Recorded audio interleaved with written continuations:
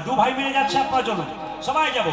কৃষ্ণ কেশব কৃষ্ণ কেশব কৃষ্ণ কেশব রাম রাঘব রাম রাঘব রাম রাঘব উলধ্বনি। কৃষ্ণ হরে কৃষ্ণ কৃষ্ণ কৃষ্ণ হরে হরে হরে রাম হরে রাম রাম রাম হরে হরে। হরে কৃষ্ণ কৃষ্ণ কৃষ্ণ হরে হরে হরে রাম রাম রাম হরে। কৃষ্ণ হে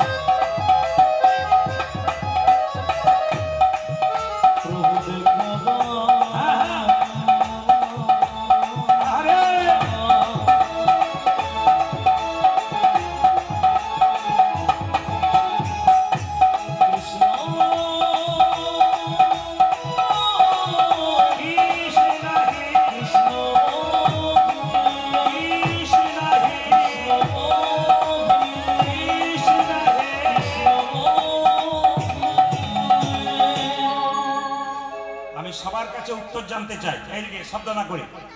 যে গাছে ফল ধরে সেই গাছের ডালটা নিচের দিকে যায় না উপর দিকে যায়? বলুন। একজন বলছে উপর দিকে, উপর দিকে যায়। যে গাছে ফল ধরে সেই গাছের ডালটা কোন দিকে যায়? নিচের দিকে। আচ্ছা বলুন, যদি হও নিচু তবে পাবে কিছু, উঁচু হলে পাওয়ার চান্স নাই। ভগবানের মন্দিরে যত নিচু হবেন তত পাবেন। মায়েরা, যে যত মন্দিরে গিয়ে প্রণাম করতে পারবে, যত নিচু হতে পারবে, ভগবানের আশীর্বাদ তত তার মাথার উপরে পড়বে। তাই বারবার বলে রাখি, যে যেখানে বসে আছেন, সামনে রাস্তা দিয়ে সাইকেলে যান, মোটর সাইকেলে যান, হেঁটে যান, অন্তত মন্দির দেখলে মাথাটাকে নিচু করে যান। বাচ্চাকে কোলে করে নিয়ে যাচ্ছেন, মাথাটাকে নিচু করিয়ে দিন। কেন? যত নিচু করবেন ভগবানের আশীর্বাদ পাবেন। বলুন তো মায়েরা, সোনার কলসি যতই দামি হোক, একজনের কাছে মাথা নিচু করতে হয়। কার কাছে বলুন তো? গ্লাসের কাছে।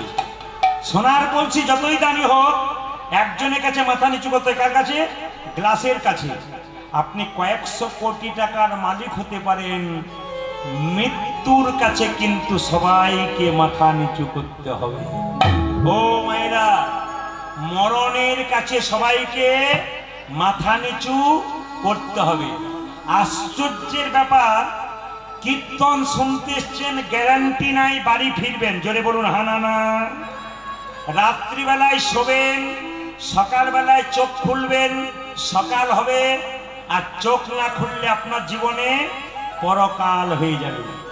ট্রেন আসবার সময় সিগন্যাল দেয়, আমরা জানতে পারি ট্রেন আসে। মৃত্যু আসবার সময় কোনো সিগন্যাল দেয় না, যে কোনো মানুষের যে কোনো মুহূর্তে আসতে পারে। শুধু একটা কথা বলে যায়, আপনার যে যেখানে বসে আছেন, কেউ যেন টাকার অহংকার করবেন না। এক, কেউ যেন রূপের অহংকার করবেন না। দুই, কেউ যেন জ্ঞানের অহংকার করবেন না। তিন, অনেকে দেখবেন, এইদিকে অনেকে দেখবেন খালি কালো রঙের শরীরে, আবার দেখবেন ডিজাইন, আবার কানের মধ্যে ঝাড়বাতি লিখছে, কি ডিজাইন। ভগবান লক্ষ্মীকে বলছে, লক্ষ্মী ওটা কি করছে? বলছে কালো রঙের শরীরে আবার পালিশ করছে সাদা রং দিয়ে। বলছে লায়ন নায়ন, বলছে যতই পালিশ করুক না কেন, জলে ধুয়ে দিলে আবার ওই রংটাই বেরিয়ে যাবে। আসলে ও লোক ঠকাতে বেরোচ্ছে। বলুন তো মায়েরা, যে কালো কুচকুচে সে যদি সাদা পাউডার দিয়ে পরিষ্কার করে, ও তো লোক ঠকাতে বেরোচ্ছে না। কি বলছেন? যেটা বলুন হ্যাঁ না। হ্যাঁ, রূপ কাকে বলে, দেখতে ভালো কাকে বলে? যদি কেউ না সাজে অথচ দেখতে ভালো লাগে, তারই হচ্ছে আসল রূপ। ভগবান কৃষ্ণ সাজতো না, অথচ সুন্দর। চোখে কাজল নেই, কিন্তু দেখে মনে হচ্ছে যেন কাজল মাখা আছে। গলাতে মালা নেই, কিন্তু গোবিন্দকে দেখে মনে হচ্ছে গলাতে মালা আছে। মানে কানে দোল নেই, কিন্তু দেখে মনে হচ্ছে যেন কানে দোল আছে। মানে এত সুন্দর ভগবান দেখতে। মায়েরা, এই জন্য ভগবানের রূপের পুজো করুন, আপনার ভেতরের রূপটা পরিবর্তন হবে। বাইরের রূপটা 20 বছর, 30 বছর, 25 বছর, 15 বছর থাকবে, কিন্তু ভেতরটা যা সুন্দর ও মৃত্যুর আগের দিন পর্যন্ত থাকবে।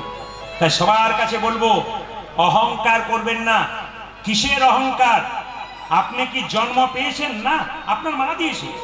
আপনি জন্ম পান নাই, আপনার মা 10 মাস 10 দিন গর্ভে দিয়ে তারপর জন্ম দিয়েছে। আপনার জন্মে পরে যে নাম রাখা হয়েছে, আপনি নাম রাখেন নাই, আপনার বাড়ির কেউ নাম রেখেছে। আপনি যে পড়াশোনা করেছেন, ওটা আপনি করেন নাই, কেউ পড়িয়ে দিয়েছে, তারপর পড়েছেন। শেষে যখন শ্মশান ঘাটে যাবেন, আপনি নিজে যেতে পারবেন না, তখন আপনাকে নিয়ে যাবে অন্যজন।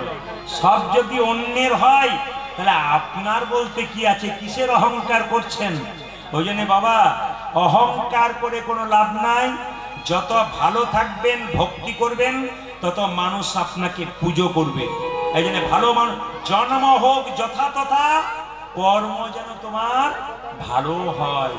মৃত্যুর সময় শ্মশান ঘাটে চিতাতে নিয়ে যাবে, লোকে যেন প্রণাম করে একবার, বাহ মানুষটা খুব ভালো ছিল গো, বাহ মেয়েটা খুব ভালো ছিল গো, যেন প্রণাম করে।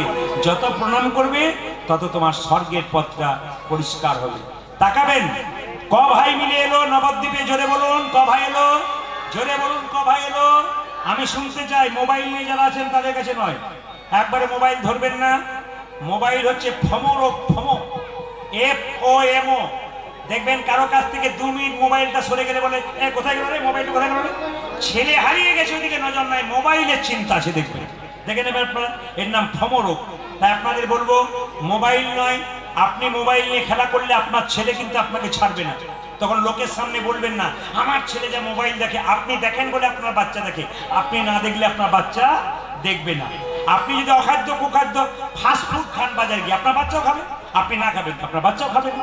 এই জন্য আপনাদের কাছে নিবেদন হইল, আপনি যেমন করবেন আপনার বাচ্চা সেরকম করবে। মায়েরা, মহাপ্রভুকে দেখবার জন্য ক ভাই গেল? জোরে বলুন, 2 ভাই। বড় ভাইয়ের নাম কি? মুকুন্দ। ছোট ভাইয়ের নাম কি? নরহরি। মহাপ্রভু শিবাসকে বললো, শিবাস চলো 2 ভাইকে দেখা দিয়ে দিই। সুরধ্বনি গঙ্গার তীর দিয়ে দেখা দিতে যাচ্ছে। মহাপ্রভু কীর্তন করতে করতে চলে যাচ্ছে, আর মুকুন্দা নরহরি দেখছে কিভাবে। সুরধ্বনি তীরে, সুরধ্বনি তীরে হেরা মহাবিল সমবায় বালক সঙ্গ